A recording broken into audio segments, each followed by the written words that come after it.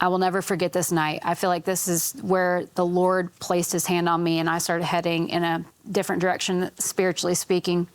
She said, Lord, you heard her. She is crying out for mercy. We ask you to have mercy on her. Well, we called Mercy Multiplied the next day, and they said, you know, well, there's 700 girls, because at this time there were like 700 girls in this waiting list. Oh, wow. And, you know, they're like, it could be up to a year before she can get in because, you know, it's a long waiting list. And my mom, she hung up the phone and she said, God can make a way where there is no way. And she was like, there are 3 lives at stake. And she said, we're going to pray that he will open a door. She prayed that. And at that point, you know, I was kind of just hopeless. So I'm like, okay. Next day they called us and they said, you know, we got to get the paperwork in order. The Lord has made it clear she is supposed to be here. A girl has given up her bed for her. This girl slept on an air mattress so that I could have a bed. Sorry. And at that point, like, even if it was a small glimpse at that point, I saw God that can make a way where no human can, where that will step in for you when you cry out to him in a place of humility and brokenness.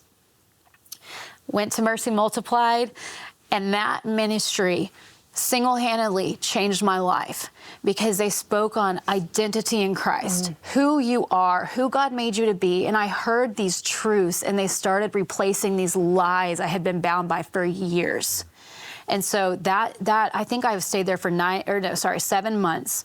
7 to 8 months was the time frame I stayed there. And I ended up choosing a family to place my twins for adoption with. And the experience at Mercy was nothing but love, unconditional love, support in my decision.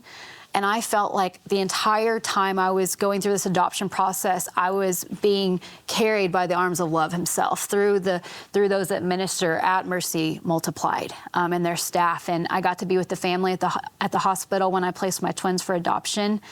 And I can say this, that God gave me a supernatural grace during that time period. You know, and one thing I want to mention is I did have a lot of friends try to convince me to have an abortion. And there was something within my spirit that was like, just because you have made these choices, you don't need to make a choice for someone else with their life when it comes to their life. Thank you for that.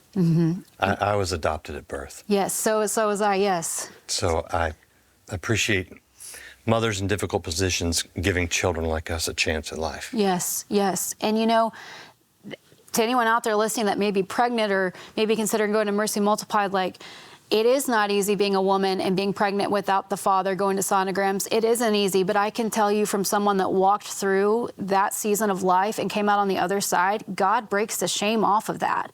And he brings about a double portion of glory in the midst of that. And I have seen nothing but fruitfulness from that season.